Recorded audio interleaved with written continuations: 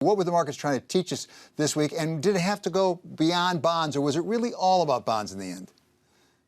I think the market is right now is all about what is the growth rate going forward and where is inflation going to peak.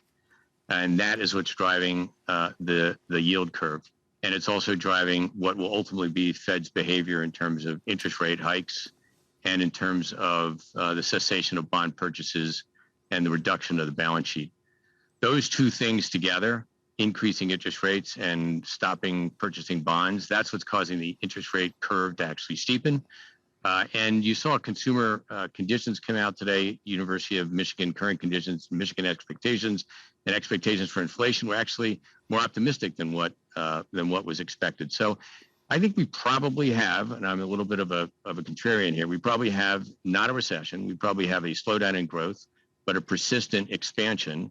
But that has got to be accompanied by significant increases in interest rates and a reduction in QE, and that is what we expect. So, Gillian, can you have that significant increase in rates and the reduction of the balance sheet and not have a recession? Because a lot of people are concerned about that.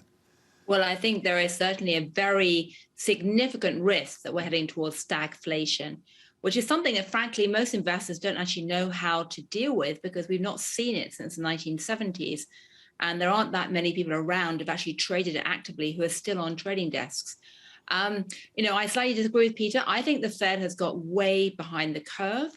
And I think that this is really the week when the markets began to wake up to that and really understand that there is going to be a series of potentially quite dramatic interest rate rises this year.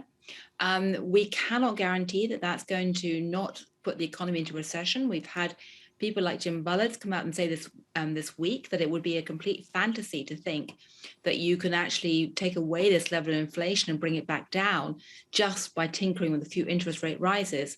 I mean, the Fed really is signaling some quite serious interest rate rises coming down the track.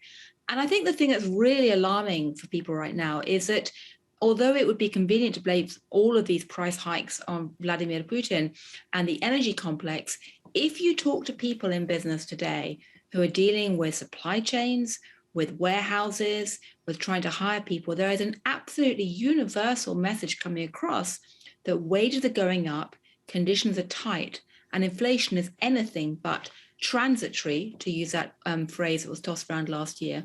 And you can't just blame that on the Russian invasion. Well, Gillian's right, but the controversy in the data that actually Gillian just aptly ran through is that if wages are going up and labor conditions are tight and unemployment is dropping, that is not a condition for recession.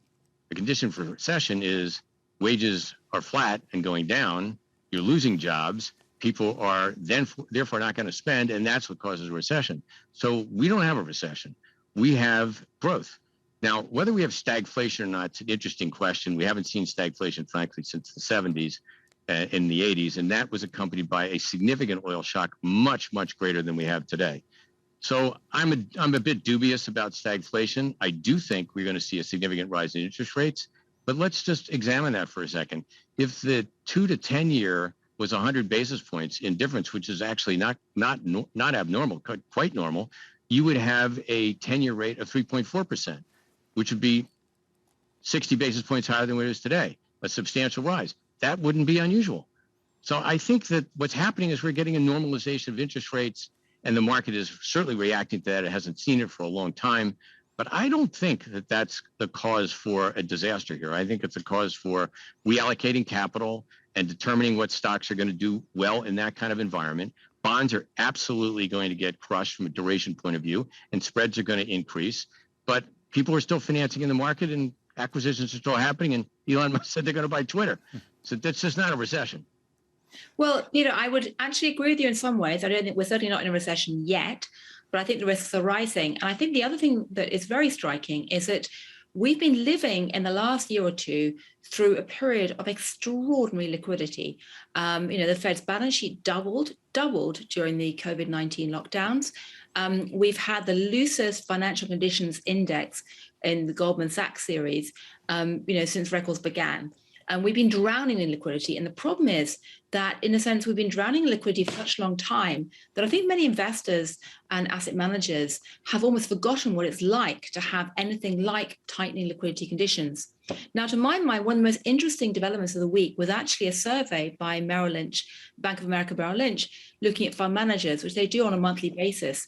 And that produced the gloomiest economic outlook seen since the series began about a quarter of a century ago. And maybe you're right, that doesn't necessarily equate to a recession, but it does equate to a lot of uncertainty, nervousness, and jitters that I think could certainly cause real strains in the market, particularly when we actually get Fed tightening. And we've not actually seen the Fed tightening yet. But if we actually have it coming and hitting investors, I do think there's potential for some very uneasy. Yeah, no, I agree. Actually, Gillian, you and I agree 100% on this point, because what I think is going to happen in the market is when the Fed starts to tighten and investors see actually what the Fed is going to do, and they actually continue to see numbers, as we have been seeing, drop in unemployment, continued increase in wages, and they see actually earnings come out for the first quarter that are not a disaster, I think then the market will actually find its legs. But until then, we're seeing all this volatility. Markets decline substantially. It's resetting its valuations. All that makes total sense to me. Yeah, but Peter, to pick up on your point about the wages are going up and unemployment's really low, as I understand it, there are a couple of things that can cause a recession. One is demand destruction. The prices get so high, people stop buying things. Number two is the Fed decides they really are behind. I mean, we had 8.5%, right, the CPI. Now, we don't think inflation is 8.5%, but it may well be well above the 2.5% neutral rate that the Fed's talking about. And if you're really trying to get it up to a positive real rate, you're going to have to go a long way. Well, I don't think, frankly, any of us know, and all the people that have been commenting about this don't actually know how much of that 8.5% headline inflation rate is really induced by supply constraints, the war in the Ukraine, coming out of COVID, and we don't know how long that's going to last for. Now, the Fed used the word transitory, which looks pretty silly, and I, by the way, was not a fan of that word either, because I didn't think transitory meant that 8.5 was coming back down to 1.5 or 2. But I do think that the long-term inflation view is still 3%, and you can still see it in the 10-year interest rate. So I guess what I'm saying, David, is that it's natural for wages to go up. It's natural for us to have inflation, even 3.5%, and that means if we had 3.5% to get a real rate of interest, which we haven't had in 10 years, you would have to have a 10-year rate that is north of that inflation rate. North of that inflation rate. And to the point that Gillian made, you can't take $9 trillion off the Fed's balance sheet and not expect it to have some effect. Yeah. And it's going to be financial tightening. Yeah, Gillian, I want to pick up one thing that Peter talked about, which is supply chains. And forgive me if I start to hear supply chains a little bit like transitory. It's always supply chains that's going to get fixed, and yet if you turn around, there's a war in Ukraine. If you turn around, there's a shutdown in Shanghai. There's always something with the supply chains. Is that going to correct itself? Well, the reality is that we're not just dealing with a cyclical issue here. We're dealing with a fundamental structural issue in supply chains, which is, yes, pressure on supply chains goes up and down with demand.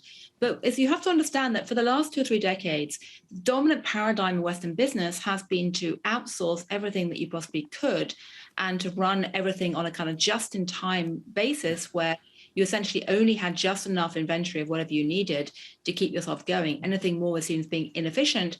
And for each company to essentially try and optimize their supply chains in terms of what made sense for them without looking at the system, the ecosystem as a whole.